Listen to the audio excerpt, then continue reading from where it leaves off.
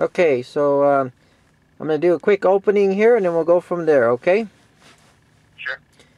Jason Rzucidlo reporting for AmericaJR.com, being joined by Brendan Flynn, Communications Director of the LA Auto Show. How are you today? Excellent, Jason. Thanks for having me on. Very good, thank you. So please start by giving me some highlights of this year's show. The auto industry seems to have come back, at least in North America, and we're definitely noticing the difference. We're going to have 45 to perhaps 50 debuts this year, and a good 25 of those are going to be real-world debuts. So it's the automakers are pulling out all the stops and bringing out great new product. All right, very good. So can you go over some of those concept cars that will be displayed? Yeah, I mean, really, the story this year is of course, LA always has a lot of concept cars, and we'll have some that we've seen in other places around the world, like the Acura NSX and the Lexus LFCC. But really, we're going to see production car debuts. Acura has a new RLX. Fiat's going to be coming out with 3. They have the new 500L, and then the electric 500, the 500E, and then they're coming out with the Cabriolet. And we always get a lot of luxury cars in LA as well, so we're going to see the Jaguars rolling out the F-Type. They also have another world debut they've yet to announce. Range Rover has the next generation, or Land Rover has their next generation Range Rover. So we're going to see, I expect to see a lot more debuts. Bentley has a big debut. Kia has a couple of debuts, one being the Forte sedan. Mazda's coming out with their new Mazda 6, which is a really important vehicle for them. Of course, the Volkswagen Beetle convertible. So we got quite a list. Okay. I heard that General Motors is going to be releasing 13 new or redesigned models. Have you heard how many of those will be revealed at the LA Auto Show?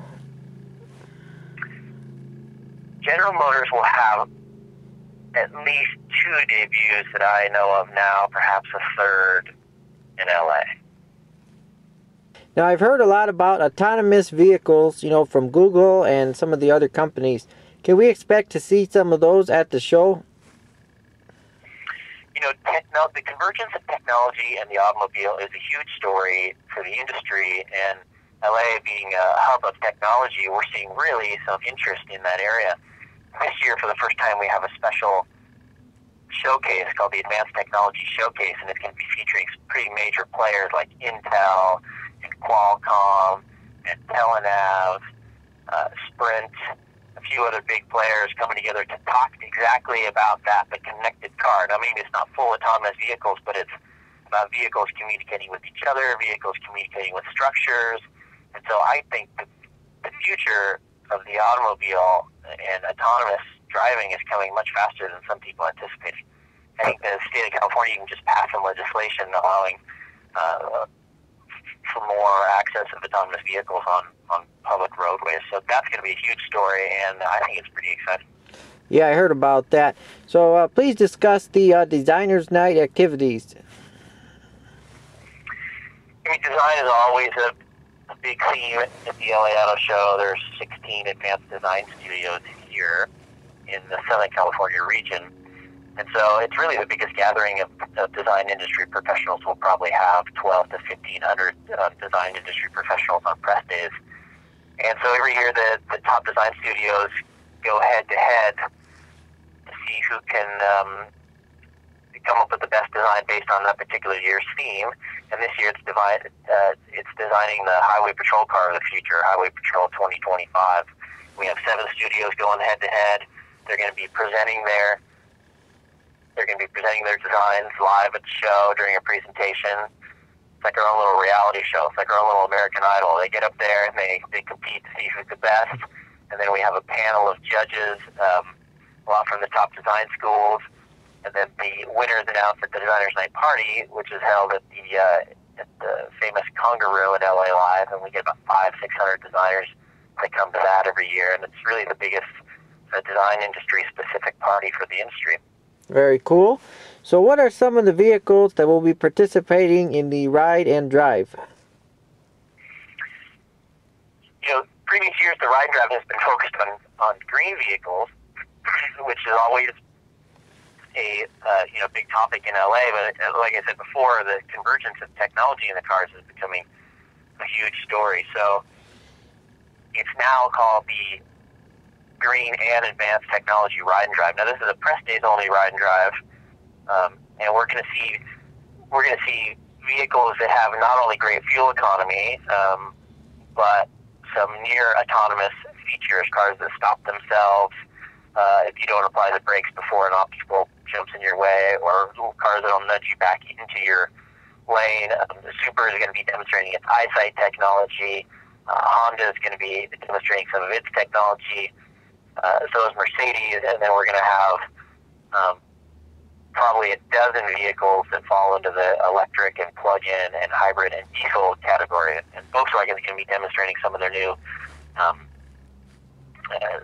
biodiesel research and testing that they've been doing. So we're still working out the details of the vehicles, but that's going to be a big press days event. And then of course we have a consumer ride and drive, which is totally separate. And I think that's going to be our biggest year for consumer ride and drives. We're probably going to have 14 or 15 brands participating, and maybe 50 different cars for the public to come out and drive every weekend. Very good. So as I asked you last year, can you go down some of the awards that will be passed out during the show? Oh, wow, yeah, that's a good question. Of course, Nielsen Automotive does their Green Marketer of the Year award, and Ron Kogan and the Green Car Journal will present their Green Car of the Year award, which those are probably a couple of the biggest. And then I can't even tell you how many other awards are presented there. I think Automobile has an award. They present their All-Star Award. The Motor Press Guild is going to be doing their Vehicle of the Year award again. The list goes on. I wish I had the whole gamut written down for you. Okay. Now, for those who will be attending for the first time, during the public days, what should they know? Well, they can really go, they should really start with our website. That's a great first place to start. And we've designed a whole new website this year, and it has a better events page. So they can go check out what's happening that day. We have lots of, everything from musical performances to celebrity appearances to autograph signings. So they can really check out what's happening the day that they want, what's happening the day they can go. We also have discounts and coupons for various days online. So really that's the best place to start. And there's so much to see. You have to plan for at least 2 hours at a minimum to make it through the show, and that's if you're moving at quite a clip. So it's good to prepare and pick out what you want to see and kind of have a game plan going in there. And then, there's lots of videos on our site now, too, that give you a flavor for what they can expect at the show, whether it's ride and drives or whether it's going down into the aftermarket hall, which is tons of fun. The Kids Fun Zone, which is a feature that's free for all kids coming to the show. So really, everything's kind of laid out nicely on our new site. So do you think there'll be more alternative energy vehicles than last year? Absolutely. We're seeing at the show probably 20 vehicles that fall into the either all-electric or plug-in electric category. So that's a huge number. And then really what's a big trend, an increasingly important trend, is the advancement of your traditional four-cylinder internal combustion engine. I guess I really shouldn't say traditional because they're so advanced now that they're delivering amazing performance and they're turbocharged, but some people can't even tell they're turbocharged because it's so smooth. And so we're really seeing tons of vehicles that are achieving over 40 miles per gallon with these new advanced four cylinders. And then diesel is another story that's really taking off this year. You're going to see more and more diesel products coming out of primarily the German manufacturers, but soon coming down the line from some of the domestic and Asian manufacturers. You're seeing diesel. I think 20% of the Porsche Cayenne sales, for example, are diesel, and a huge percentage of a lot of Volkswagen's sport wagons, all their TDI products, a big percentage of their sales. So that's another exciting story for the U.S. market. Okay. And could you talk about the aftermarket section of the show? Yeah, the aftermarket is always an amazing section of the show to visit because you never know what to expect down there. But of course, we always have great displays from Galpin Autosports, and they're the largest Ford dealership in the world. But they also have their Galpin Autosports, which is their aftermarket area, their customization area. So they always come out with some really wild concepts. And then we have some of the top tuners in the luxury and exotic category, like Platinum. They always have some amazing, super high dollar vehicles down there that they've tuned. And of course, Dub is always down there with its custom cars. So it's always a learning experience for me every time I go down there. Okay. Now, the city of Los Angeles has given the green light for Farmers Field. How's that going to affect the auto show? To be honest, just don't really know. According to the plan, it should all be positive.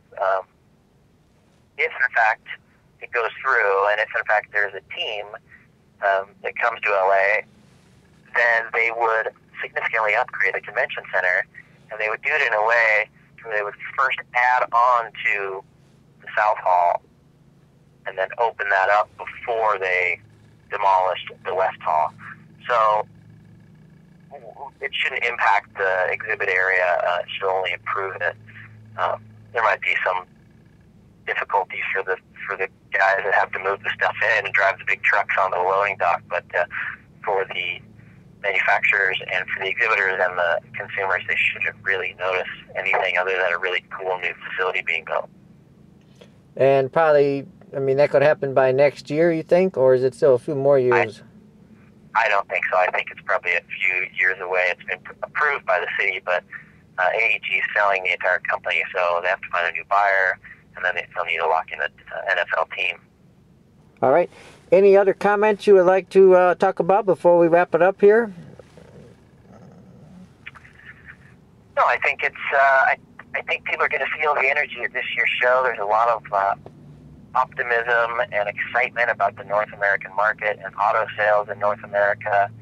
And I think you're going to be able to feel that energy at the show with the debuts and the exhibit properties and the theatrics of the debuts on press days and the giveaways and the promotions happening on public days. So I think it's going to be a great year for the LA Auto Show and North American car sales.